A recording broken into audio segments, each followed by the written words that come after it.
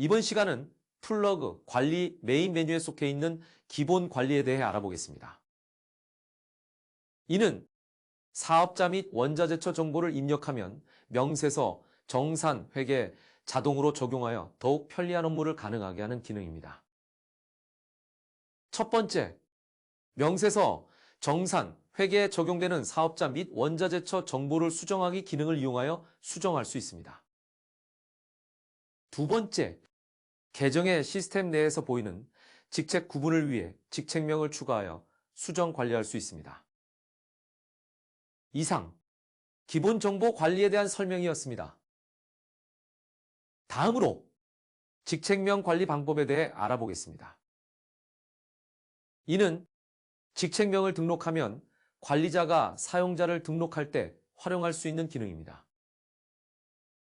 첫 번째, 신규 계정에 새로운 직책명 부여를 위해 보시는 화면에서 입력하고 추가를 할 수 있습니다. 추가된 직책명은 화면처럼 위에 추가되어 확인 가능합니다. 두 번째, 직책명 수정 및 삭제를 원하시면 추가된 직책명 변경 후 수정 및 삭제 기능으로 간단히 가능합니다. 이상, 직책명 관리에 대한 설명이었습니다.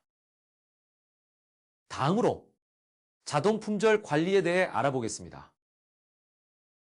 이는 등록된 원자재의 재고 수량 설정을 통해 설정 수치에 도달하면 자동으로 품절 처리되는 기능입니다.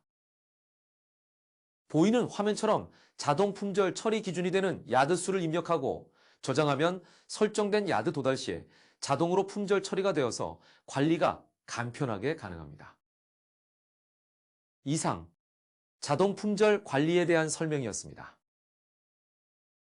다음으로 온라인 품절 관리 방법입니다. 이는 재고 여부에 따라 자동 품절 또는 수동으로 품절 관리를 하여 정확한 재고 관리가 가능한 기능입니다. 첫 번째, 사용 유무 품절 처리는 원단 재고량과 무관하게 품절 처리한 원단만 품절 처리되는 기능입니다. 두 번째, 체크박스를 체크하고 저장하시면 온라인 사용 유무로 품절 처리가 가능합니다. 또한 위에 보이는 바로 가기를 눌러주시면 온라인 사이트로 바로 이동이 가능합니다. 세 번째, 보시는 화면과 같이 온라인 사이트에서 품절 처리 원단을 바로 확인 가능합니다. 이상 온라인 품절 관리에 대한 설명이었습니다. 다음으로 관리자 추가 등록에 대해 알아보겠습니다. 이는 관리자 계정에서 새로운 계정을 만들어 프로그램 권한 부여가 가능한 기능입니다. 첫 번째, 사용자 추가 기능을 이용해 간편하게 추가가 가능하고 추가한 직책명을 선택할 수 있습니다. 또한 신규 계정 사용자의 이름을 입력할 수 있습니다. 두 번째, 신규 계정 생성을 위해 아이디를 입력하고 중복 확인이 필요합니다. 또한 계정 임시 비밀번호를 설정 가능하고 이후 내 설정에서 변경이 가능합니다. 세 번째, 보이는 화면처럼 나와 있는 프로그램 권한 리스트 중에서 신규 계정에 부여할 권한을 선택하고 화살표 버튼으로 프로그램 권한 부여가 가능합니다. 이상, 관리자 추가 등록에 대한 설명이었습니다. 이어서 카카오톡 발신 프로필 관리 기능입니다. 이는 카카오톡 프로필을 등록하고 생산 및 홍보 정보 등을 카카오톡으로 간편히 발송할 수 있는 기능입니다. 카카오톡 연계는 별도 처리가 필요하여 플러그로 문의해 주시면 도움을 드리겠습니다. 이상, 카카오톡 발신 프로필 관리 기능에 대한 설명이었습니다. 다음으로 입금 계좌 관리에 대해 알아보겠습니다. 이는 플러그 계정의 사업자 또는 일반 계좌 등록으로 명세서, 정산, 회계, 자동 연계로 간편한 업무를 도와주는 기능입니다. 최소 1개의 계좌가 필요합니다. 첫 번째, 보이는 화면처럼 입금 계좌 관리란에서 간편히 입력이 가능하고 부가세 포함 여부를 선택한 후 저장이 가능합니다. 또한 변경이 필요한 경우 삭제 후 재등록이 가능합니다. 이상 입금 계좌 관리에 대한 설명이었습니다.